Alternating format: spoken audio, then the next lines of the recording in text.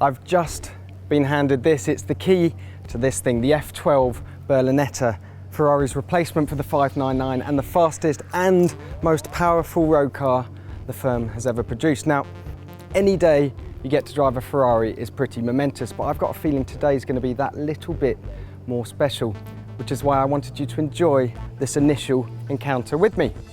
First things first, let's talk about the styling. Personally, I think it looks stunning, much, much better than the 599. And it's not just for us to perv over. There's real functionality to this Pininfarina design too. This big scoop here, well, that goes right through a hole in the flanks and smooths out the air down the side. It's called the Aero Bridge. Very clever stuff. But enough about that. Let's take a look inside.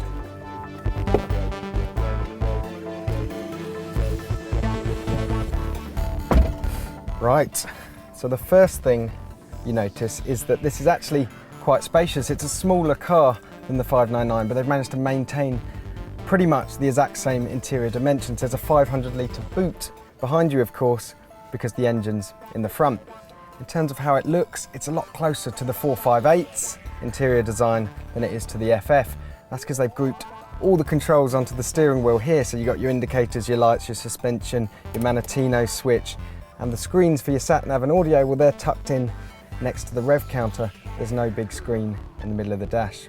But to be honest, there's only one thing that matters, and that's the key down here.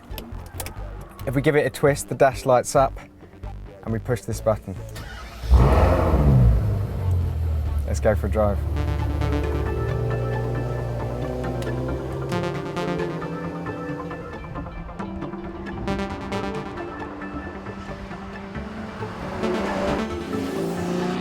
Okay, so let's talk about the numbers. Under the bonnet, we've got a development of the FF's 6.3 litre V12, but it's now got an incredible 740 horsepower. That's roughly the same as a modern F1 car.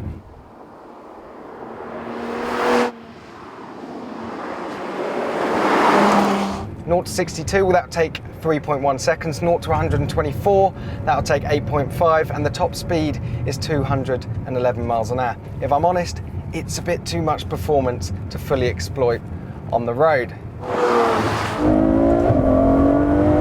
But when you do find a bit of a space, you can drop down a couple of gears and give it full throttle for a fraction of a second, and it's just incredible. The noise, the sound, even at 20-30 miles an hour going through town, this thing's just so dramatic. It's got heart, it's got soul. We're in Italy and people are cheering us down the road. This is fantastic.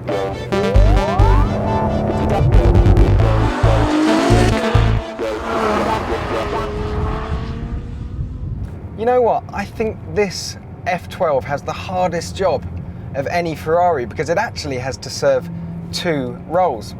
Firstly, it needs to be absolutely ballistic on track, something we'll come to later. But it also needs to be a proper front-engined GT, so it needs to be comfortable, refined. It needs to take two passengers wherever they want to go, swiftly and in comfort. And I have to say, in that respect, Ferrari's absolutely nailed it. It's slightly firm and the steering's a bit quick and a bit nervy, but apart from that, I could easily use this thing every day. The engine's just chugging along, the twin clutch gearbox, we're in auto mode now, it's beautifully smooth. Yeah, what we need now though is a track to find out what this car can really do. And luckily, Ferrari has opened the gates to its famous Fiorano test facility.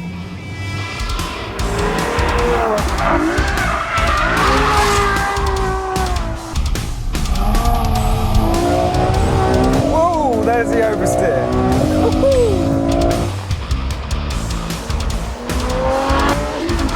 Here we go, third gear. Back on the brakes. Hard left.